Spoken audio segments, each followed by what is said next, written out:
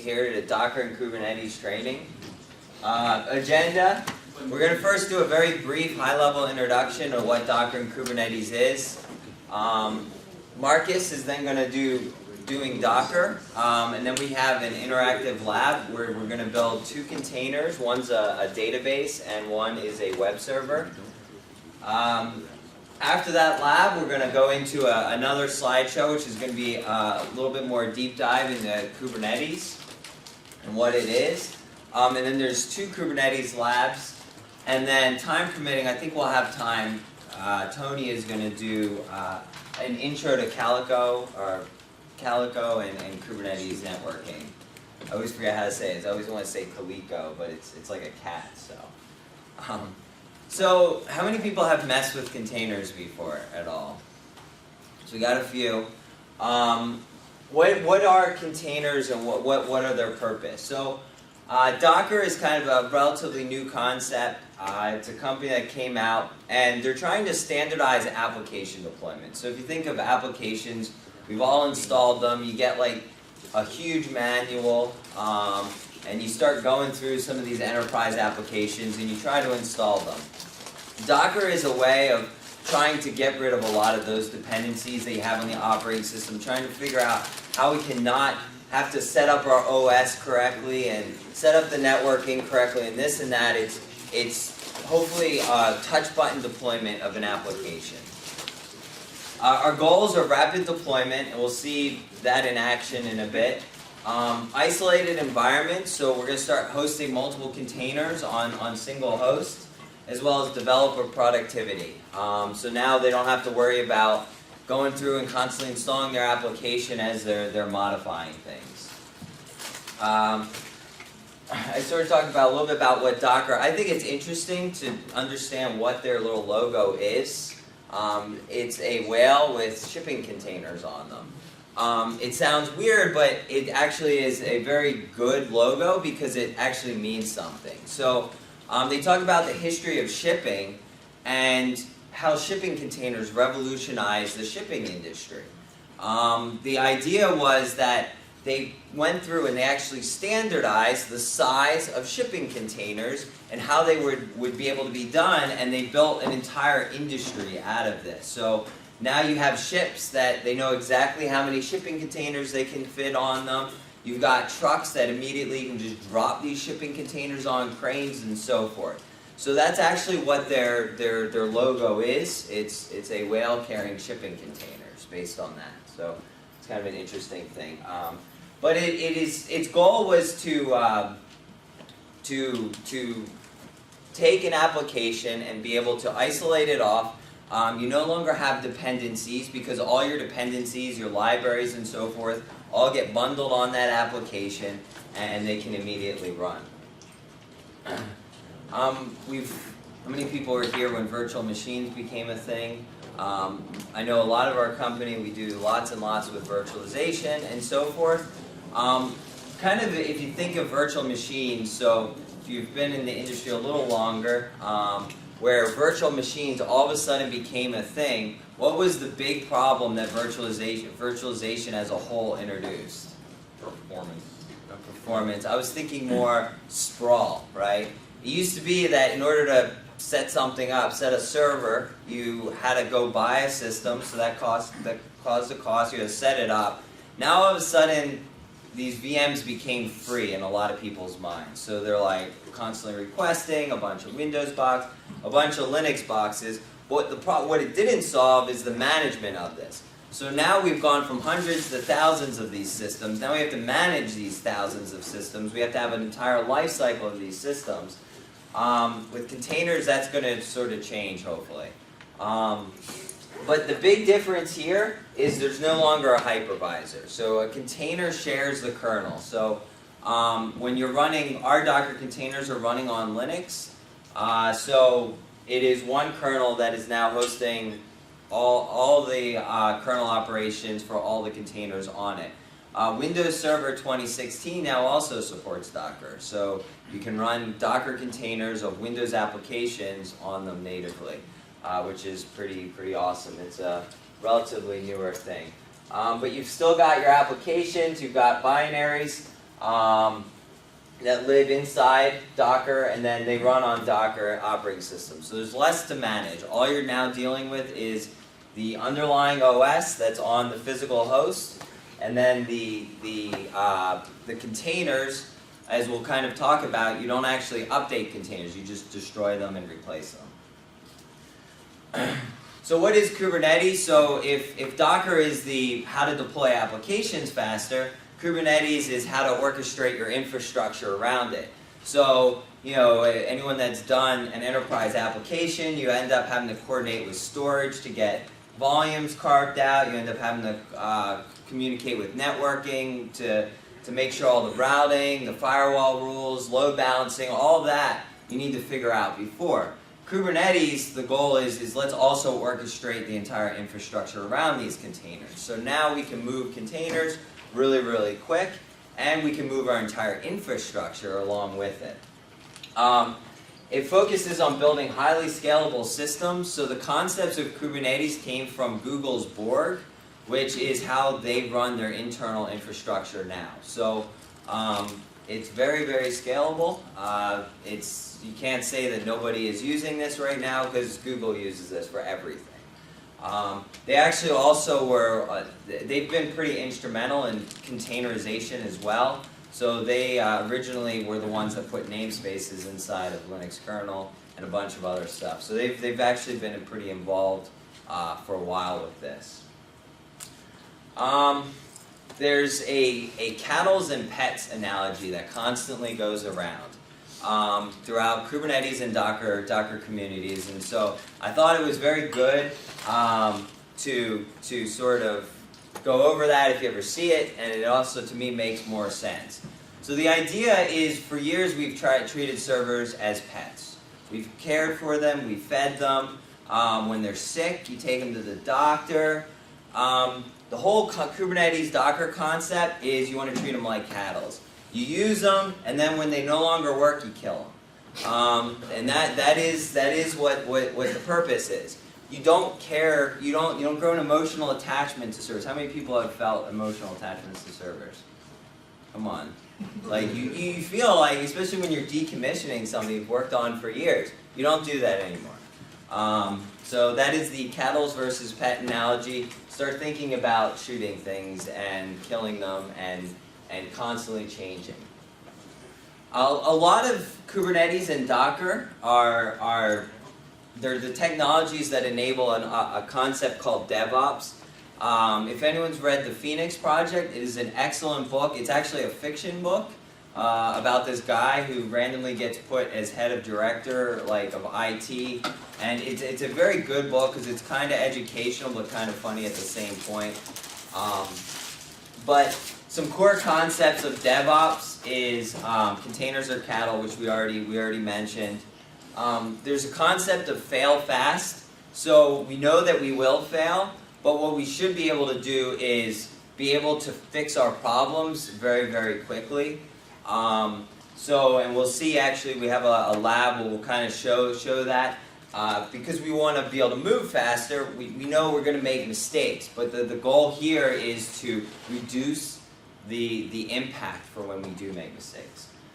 Continuous integration, instead of thinking months out, we want to be deploying either minimum maybe weekly to maybe even daily. So if you read how a lot of the big websites that are implementing DevOps, they're deploying daily, multiple times a day, changes to their entire infrastructure. Shared environments, at a minimum, we should have an identical dev and pre-production and production environment. There should be no difference whatsoever. And Kubernetes really helps enable that because your infrastructure is basically just a bunch of files that you push a button and they go. And then finally, deployment should be pretty much hands-off. So by the time it leaves development, the person who's testing it should push a button, and then it should build it, they should test it, and then when it goes to production, they should push a button, and then it should just all work. So the purpose of this is to front load as much of everything as possible. So everything that, of all the figuring out, there should be no like trying to figure out how to integrate with our environment, or no more like how to figure out how to network this or storage this in test and production. It should be all figured out in development. So here we're going to build our applications. If necessary, we might be developing, or if we're just using applications. We're going to build our Docker containers here. We're going to build all our Kubernetes YAML files, which we'll get into, because we're going to be at least deploying them. Deploy the development area of cluster. And then there's a lot of work that's actually been done with automated testing, as well as like preliminary testing of making sure. So I put this on here. Jenkins, if anyone's ever heard of it, it was pretty popular for testing software, but now they're integrating that in with the infrastructure. So now a developer can push a button, it automatically deploys their infrastructure, and then Jenkins will run out and it will actually start testing the software automatically, and then it will print the developer a report of how many test cases passed and failed, and then when they all pass, it actually has like built-in workflow where it will then go to test, where generally it's going to be less of the automated testing and more someone clicking around and making sure everything works. And then it can also deploy to production if desired. So that is just one of the products. You'll kind of see that there's a ton of products that are kind of developing around this space. It doesn't have to be Jenkins. And this is GitHub for doing configuration management. I put that in there because now if our application deployment and our infrastructure are now just text files, now I can version control stuff. Instead of trying to like document out every single step you've done on a Windows box, it's now just a text file. So what does this solve? Configuration management, I already talked about this, but one of the things, how many people have gone into a new job and had no idea how a server was set up, and then ended up deciding the only way to deal with it is to rebuild it? Pretty much everybody. I don't think anyone in IT hasn't been in that situation. Something breaks, you have no idea how it was set up, so you ended up just doing it again, right? Well, now you have a change log, right? Because it's just a configuration file, it's just a text file. You can look at what was done. If you have to fix it, you can fix it, but every single step of the way of both the infrastructure and the Docker container has been documented for you. Upgrade path craziness. So how many people have ran into the problem where you have to go from like 111 to 112 to 113, you can't just jump? Well, container concept is when you're done with it, you shoot it, so everything becomes a new deployment. So there's none of this problem anymore. Documentation, how we've all been there, where you're given 50 pages of documentation. Sometimes it's unclear, and even if it's unclear, humans make errors, right? I don't think anyone has ever been able to do a 50-page implement 50 pages of documentation and get it right the first time. It's generally just humans make errors. Finally, the main driver of this is making development, testing, and production a highly repeatable operation. So that is its entire purpose and what the problems it's trying to solve. So who does DevOps? Well, it's development and operations. That's how they got their name. So it's everyone. So instead of having two separate teams where development develops something and then throws it over a fence, you now take your developers and your operations, you put them in the development phase, and they work together. So everything gets front-loaded to development as much as possible. Operations are going to be helping integrate their software. They're probably going to be helping with the infrastructure and so forth. But the goal is everything in production is just push a button and go. So obviously we're not going to have a lot of people employed if all they're doing is pushing buttons. So you gotta move the work back. And supported platforms for Docker. We put this on here. If you want to mess with Docker at home, there's a couple of caveats. It works natively very well with Linux. In Windows and Mac, it works pretty seamlessly. What it's actually doing is it runs a daemon that's running a VM in the background. And so you open up a command prompt and you do like your Docker show, and it looks like it's running on Windows, or on Mac, but it's not. It's actually running on a VM inside, but it doesn't, like, you don't ever log into Docker. It's kind of weird. The only problem we found with Windows is it doesn't work on Windows Home because it uses Hyper-V. So that doesn't come with Windows Home. It's just, we randomly found that when we were doing the OA because Scott tried it and he had Windows Home. So if you use Windows, you have to have Windows Professional.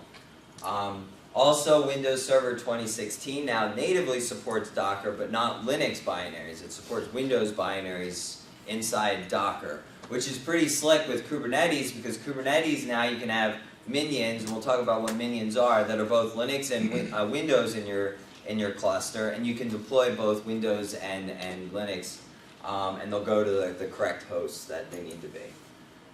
So next up is going to be Marcus here. He's going to do the Docker portion. So I'm going to get into the nitty-gritty and just a little bit of the overview of what goes in with Docker. So before we go into it, we're going to get some basics of it. Before a container is actually initialized, it's an image. Basically, an image is basically the content at rest. Going forward, once that image is created and you build and run it, it becomes a container. The Docker file holds all the instructions to build the said container, and underneath all of that, the engine executes the commands from the container. There's also a repository or registry that you're able to pull from. It's a centralized location located, I believe, on Docker Hub that can manage and distribute a lot of the Docker images. And the control plane, Docker comes with its own control plane, which is Docker Swarm. Instead of using Docker Swarm, we'll be using Kubernetes for the orchestration of that. So what is a container? What's inside of a container? A container is a lightweight standalone software that includes some of your system tools, your system libraries, and your executable packages. The container, instead of having a guest OS like a virtual machine, it actually resolves and relies on your machine's kernel. Within the container, you have your applications, your binary libraries, underneath the Docker engine, which holds your host OS, all above the infrastructure. The containers mostly are using your PID, your networking, your user interface ID, and your group ID. So a Docker file, like I said before to begin with, the Docker file is just a text document that holds all the instructions to build the container. Images generally just contain like a single application and the libraries that need to run the application. So when we're going from a Docker file, it relies on the layers. So like an onion, you're peeling the layers away from the container and building on top of that. A lot of your Docker files normally already exist on Docker Hub, so you can pull some of your applications of it, like say Elasticsearch, an Apache web server, an Nginx web server. And generally you will start with an image, extend the image with, or customize and create a new image. So here I just did a sample Docker file, more or less how an Apache is built. To begin with the Apache file, we basically pull from CentOS, or CentOS 7 in this example. The maintainer will be STech training, or sometimes it can be your emails. And then you run, let's say, a YUM update, and then you start building the application inside the Docker file. And so even going back down below, when we remove some of the content that's already existing, we use the run command to run the commands in order to build the image. Then we able to use the copy command to copy some of the files that already exist within our host, and we copy it into the container. And then we expose AD, HTTP, and 443 HTTPS. This is only for documentation purposes, so when someone else decides to go and try to use a container, they know, all right, I need to expose these for like your web server. And then the command, it's the command that will run the container once it goes live. So the Docker containers are built on layers. Each container consists of a writable layer stacked on top of several other read-only layers. Layers or intermediate images are built when the commands and the Dockers are generally executed. Once the command is created, you can do Docker run your application. It produces a write layer on top of the read-only layer. So basically, what we're going from here, we do, let's say, from maintainer STech, we're creating a layer, a piece of the layer before we get within the image layer. And then we expose, every command we do is creating a read-only layer within the image layer. And everything is based off of CentOS 7 image. And when you're going when all of the images are created, or your layers per se, they become the container layer. All of the image layers are only read-only. And then you pull from the read-only images to create your container, which is up above on the container rewrite layer. So this is just an example of like the container creation. Within the Docker file, I'm pulling all the commands and running the commands to create the container. So each step is just a layer of the read-only layer that's going to be a writable layer at the top, and it creates the container towards the end. So where is most of your information stored? It doesn't get pushed out to the repository. It's being stored in your host. In this instance, you're being as a file level storage, and it's in the form of like files and directories. Block level storage can also exist when you're in like a SAN environment, but we're not going to get too much into detail between the two, but for now let's know by default the community installs overlay 2, which is the file level storage.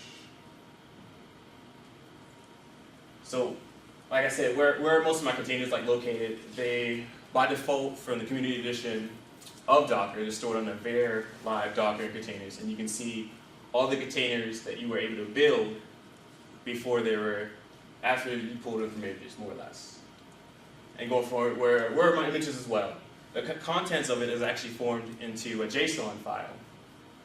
And so we can also see that most of the stuff is located in var live Docker. So networking and Docker, by default, it comes with a bridge and an overlay network. You can connect as many containers as you want to that network, and networks are mostly the natural way to isolate containers from each other in Docker. So every time, for example, when we deploy a web application, by default, it's being added to the bridge Docker networking. And when you actually deploy the container as well, it's going to generate its own virtual Ethernet. And so you'd be able to reach from it towards the end. However, you won't be able to externally reach it without, let's say, an IP tables, more or less. So Docker networking and Kubernetes networking, they're not the same one. Even though Docker has the ability to create its own networking, Kubernetes, when we move to Kubernetes, Kubernetes will handle it through Calico with its extension of plugins. And we'll also get more into that later towards the class. So when you make your application, who exactly owns your container inside of it? A user ID is like an integer assigned by the Unix OS to each user. Root by default is 0. U would probably be like 1,000. Without any flag or option, the container will always execute as root unless specified otherwise. Remember, the Docker container will always share a single kernel within the host. That means all the UIDs is controlled by it.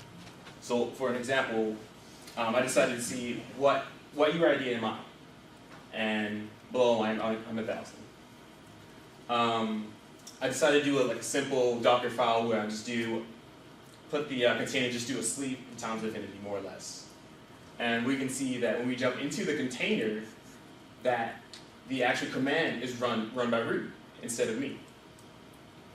But however, when we decide to add a new user inside of the container, we can actually see that they have the UID of me and taking my privileges inside of that instance instead of running it as root.